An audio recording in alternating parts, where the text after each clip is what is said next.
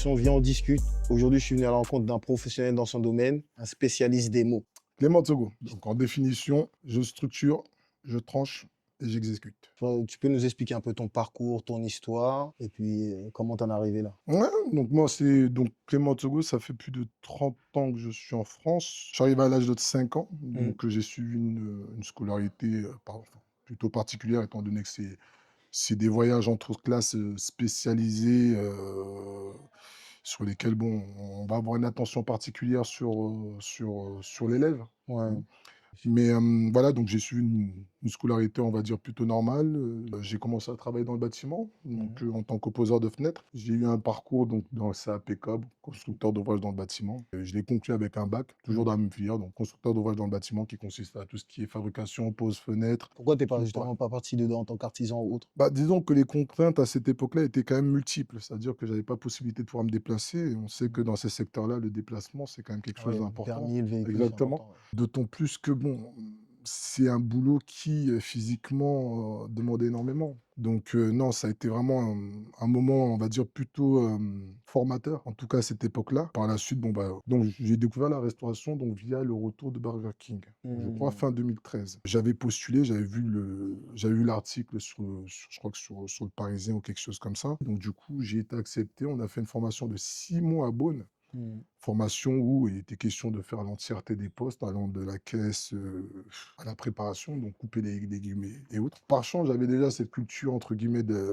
la restauration. Mon papa était quand même une personne assez reconnue dans ce domaine-là. Maintenant, il y a eu un enjeu qui a été, je pense, très, très, important à dire, c'est que quand cette aventure est arrivée, j'ai pris une décision. La décision, c'était de me dire qu'aujourd'hui, bon, je ne fais pas quelque chose qui est en lien avec ce que j'ai pu faire sur mon parcours scolaire, parce qu'à vrai dire, ce parcours scolaire, que Mmh, ça soit le non, bac ou le ouais. CAP, Mmh. c'était juste pour rendre la maman un peu fière. Ouais, c'est ça, c'est pas Exact, personnel, c'est plus pour la exactement, famille. exactement. On a connu ça, ne Voilà. t'inquiète pas. Donc à la suite de ça, j'ai pris plaisir en fait à découvrir la restauration et j'ai pu gravir les échelons assez rapidement. Donc en tant que crew leader, donc assistant manager, je gérais à la fois la ligne des caisses et la partie confection, donc en cuisine, donc derrière. Donc à la suite de ça, bon bah, il y a eu l'incendie qui avait fermé le restaurant pendant 8 mois. J'ai été replacé sur les points de vente à Gare du Nord Mmh. avec une mission plutôt particulière, c'était d'analyser en fait les causes de pertes en fait. Pour Mmh. vous dire, c'était du vol. Bah oui, ça Donc devient la compliqué. première des choses qui a été faite, c'est de supprimer les clés des caissons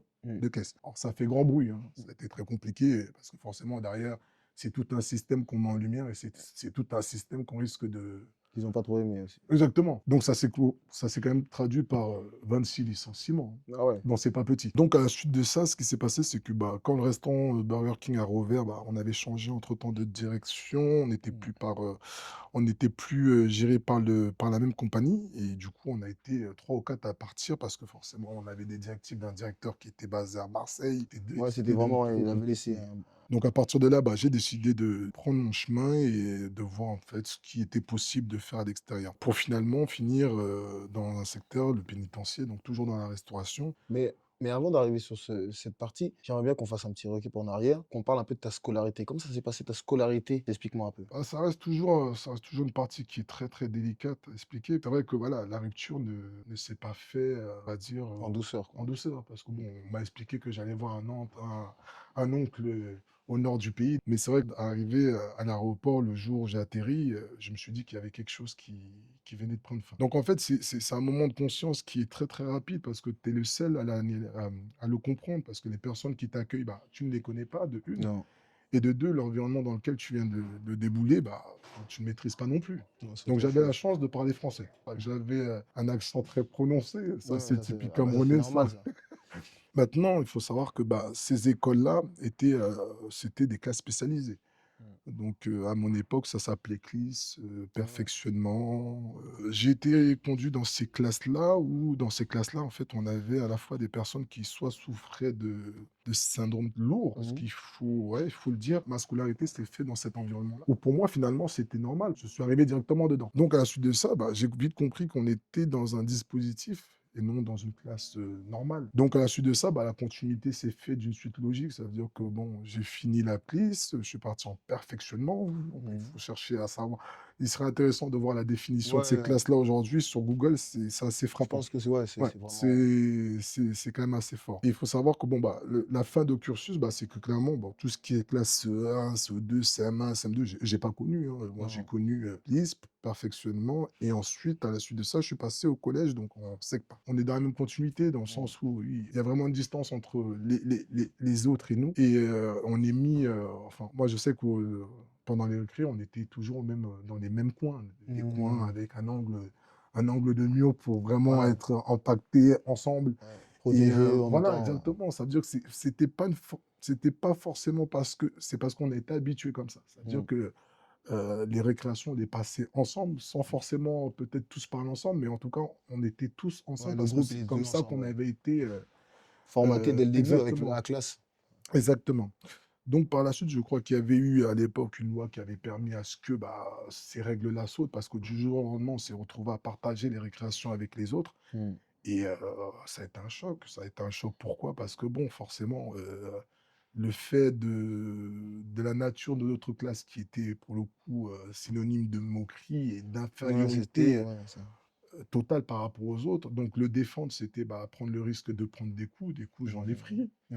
Le défendre, essayer de le justifier, bah, c'était très compliqué parce qu'en face, tu avais des personnes qui considéraient qu'eux, ils étaient normales et que toi, tu étais pas normal. Donc Ouais, comment parce que c'est ce que la expliquer société leur faisait exactement, comprendre. En plus, exactement. surtout en étant jeune, c'est C'est ça, c'est ça. Donc comment expliquer quelque chose que la société dit est valide, quoi. Donc ça a été très compliqué. Bon après, les aléas, les violences, les enfin, voilà, je suis passé par mmh. tout ça. Je veux dire, c'est toute personne, je pense, qui ont eu à passer dans ces classes-là connaissent le truc, hein. L'idée, Mmh. c'est pas Ouais, il fallait d'en vraiment faire s'affirmer et tout voilà, ça, exactement. Ce qui a été surtout vraiment très révélateur de tout ce parcours, en tout cas, dans les classes d'adaptation, c'est le fait de se dire que, bah, finalement, d'autres personnes ont décidé pour nous.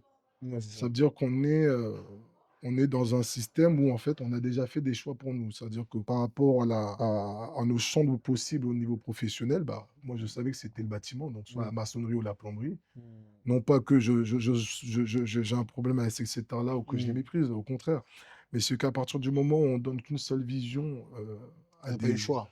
voilà, c'est très C'était très compliqué. limité, donc ça Exactement, donne pas envie. exactement. Il y aura pas cette motivation naturelle parce qu'on te dit qu'en fait, que non, c'est que ça. Donc Mmh. pour les filles, c'était tout ce qui était repassage, pressing Mmh. et couture et pour les garçons, bah, le bâtiment, là où ils estimaient qu'il y avait pas besoin de réfléchir, beaucoup. Bon. Mmh.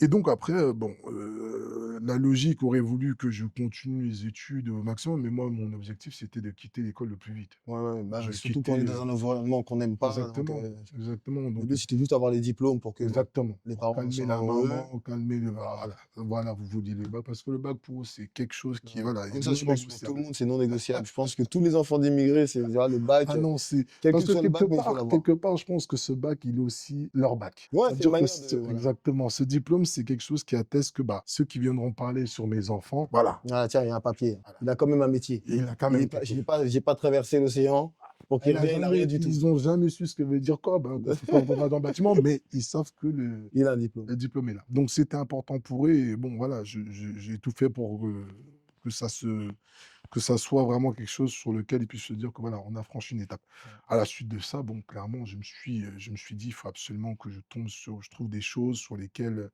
voilà, je vais aimer» et pour ça, bah, c'est là où rentre la découverte. La découverte, ça va être des petits boulots. Moi, j'ai commencé comme homme de ménage à France Loisirs. Mmh. J'allais, le matin à 6 heures et je repartais à 16 heures où je balayais, je nettoyais les livres, ainsi de suite. Enfin, Bah je veux oui. dire, voilà, à la suite de ça, j'ai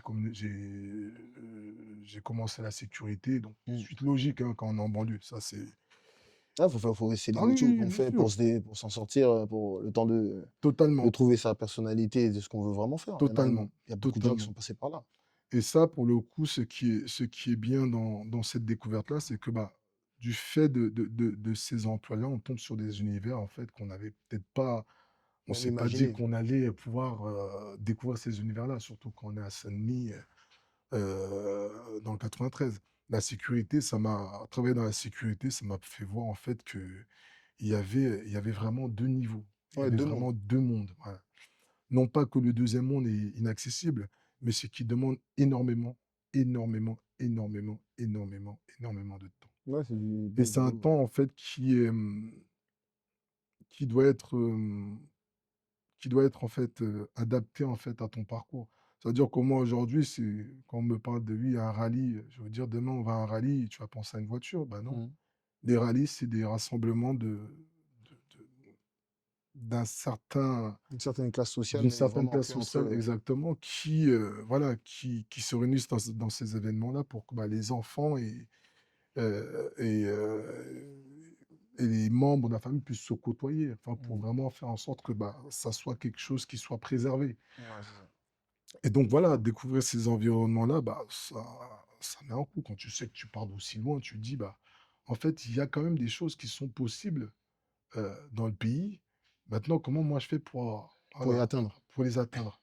Et dans quelles conditions? Est-ce que je le fais pour ressembler, pour leur ressembler? Ou est-ce Mmh. que je le fais parce que quelque part, je me dis: «Bah, en fait, je suis en capacité de le faire». C'est ça. Et en plus, si derrière ça peut, permettre à améliorer, ma vie, la vie de la famille en Afrique, bah, pourquoi pas? Pourquoi Mais passer, ouais. aucune école ne viendra te donner la méthode. Ça veut dire qu'on va te parler de plutôt d'héritage ou comment on appelle, ou de legs. Ouais. Non, toutes ces personnes-là que j'ai pu voir dans que ce soit dans la sécurité ou dans d'autres environnements, avaient tous la même conclusion par rapport à la réussite. C'était qu'à partir du moment où on se donne les moyens, il y a absolument aucune porte, aucune hauteur qu'on ne peut atteindre. Mmh. Mais j'avais du mal à comprendre parce que je me disais: «Ouais, mais il dit ça, mais le mec, il est déjà Ouais, blindé, parce que comme il il est a déjà» réussi, donc c'est facile, il parle. mais C'est ouais, ce qu'on se dit souvent, mais non, mais en c'est fait, ils ça, ont mais raison. non. Parce que même des personnes qui, on peut estimer, sont riches, ils ont des problèmes. Tout le monde Ils a ont des des problèmes, réalités des qui réalités. font que dans ce qu'on nous demande de par exemple, de comprendre dans l'effort, en fait, ils savent de quoi ils parlent parce que le fait, par exemple, de se dire qu'on a l'argent et que quelque part ça soulève le fait que, bah, tout est possible, bah, en fait, c'est un mensonge. Ouais. Parce que ça reviendra à dire qu'un patron est patron. Non, un patron a un patron.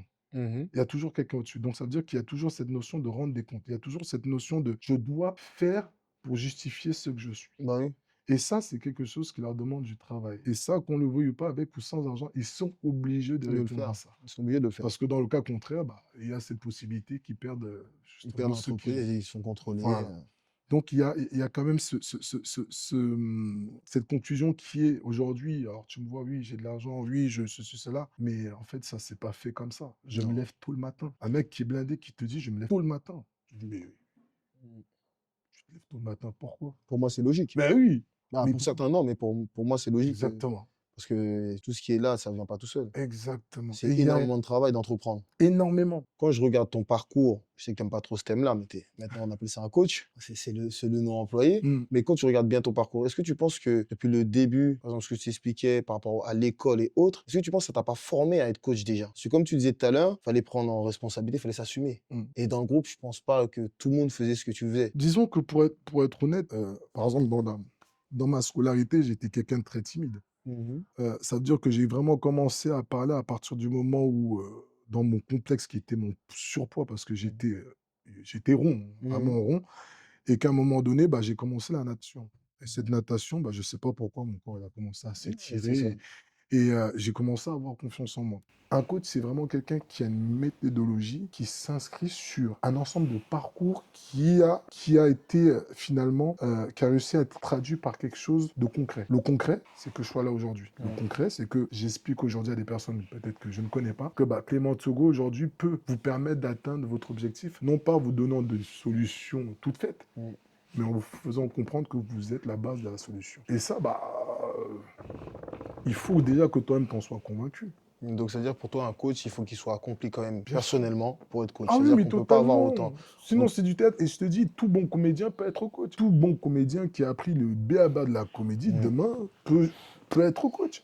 Parce que finalement, un coach, c'est quoi, grossièrement? mmh, C'est une personne qui t'écoute mmh, et qui répète ce que tu dis en retirant l'emballage. ouais. Ça veut dire, je te donne la vérité nue de ce que tu dis. Et basta. Et après tu l'acceptes ou pas? Tu acceptes ou pas. Ça veut dire que même les solutions qui doivent germer de cet Mmh, accompagnement doivent provenir de toi. Donc, mmh, typiquement, ça va être, d'accord, ok, j'ai compris ta situation. Qu'est-ce que toi, tu penses? C'est ça le boulot d'un coach. Donc, tu vois que c'est très limité. Mais il y mmh, en a qui s'en sortent très bien comme ça. Je te dis, ouais.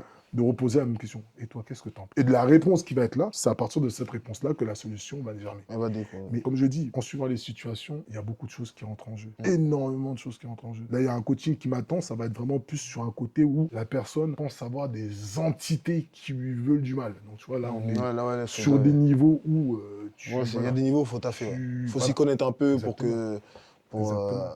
Et j'aurais une dernière petite question, mais c'est un peu plus personnel. Est-ce que c'est dur de vivre en couple avec un coach?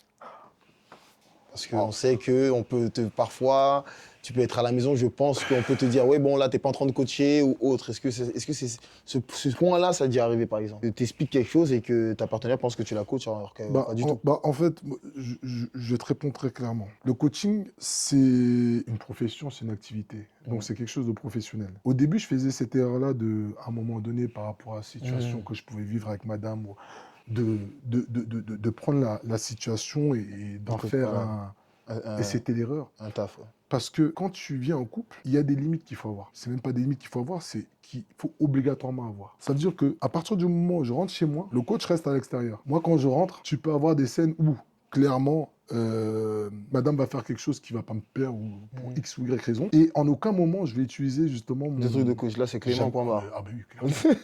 Là, enfin, je veux dire, il y a ça, je vais réagir soit en tant que papa, soit en tant que mari, mais pas coach. Pas en tant que coach. T'as raison. Alors là, c'est l'erreur fatale. Parce que là, tu montres une personne qu'elle ne connaît pas. Parce que être coach, c'est un assemblage. C'est un assemblage, en fait, personnel de ses expériences personnelles que peut-être madame ne connaît pas ou monsieur ne connaît pas.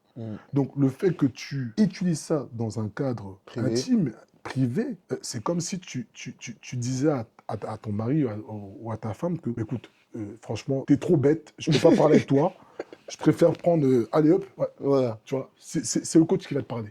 Ouais, j'ai pas envie de... Ouais, je vois ce que je veux dire. Mettre une certaine distance, ça crée une distance. Bien sûr. En fait, il faut comprendre une chose. Il y a beaucoup de personnes qui aiment cette expression, c'est que la paix est bien. La paix est bien quand on la veut vraiment. Ça veut dire que moi, j'ai pas de problème d'ego à me dire que oui, une femme, comme elle est une femme, elle doit faire ça. Moi, je fais à manger. Je fais je coiffe mes filles. C'est ça. Tu sais, je suis pas dans ces trucs-là. Non, il faut être moi, autonome un peu. Je suis quelqu'un qui, à partir du moment où j'arrive par A plus B à avoir la paix, ça y est, on est plus heureux. C'est plus heureux. Mais je pense que ça, c'est un autre débat. Ça, non, ça c'est ça, si on commence là-dedans, ça, c'est un autre débat. On va pas s'arrêter. Mais je veux dire par là que quand tu es coach, tu as une hygiène de vie qui t'est forcément... Voilà, que tu es obligé de prendre en compte. C'est pour ça que je dis qu'aujourd'hui, la crédibilité, une personne qui se dit coach peut être justifiable. On peut le savoir. Ça veut dire que demain, si tu es incapable de pouvoir justifier le fait que oui, aujourd'hui, je suis coach, bah, c'est que tu n'es pas. Tu es peut-être un conseiller. Et c'est pas plus mal. Mais le titre de coach... Il faut y aller, quoi. Faut y aller. C'est pas juste comme ça. Non pas parce que ça fait beau de dire je suis coach, c'est parce que derrière, il y a une responsabilité. Derrière, il y a des personnes qui vont peut-être prendre des décisions par rapport à ce que tu leur as dit. Et qui peuvent être graves aussi pour leur vie. Et ça, tu vois, ça, on n'en parle pas beaucoup. Parce que les mauvais coachs, il y en a. Oui, il y a beaucoup de coachs qui sont instables. Et au final, si tu es instable et tu es coach, ça devient très compliqué pour les autres. J'ai connu des coachs qui, avant leur consultation...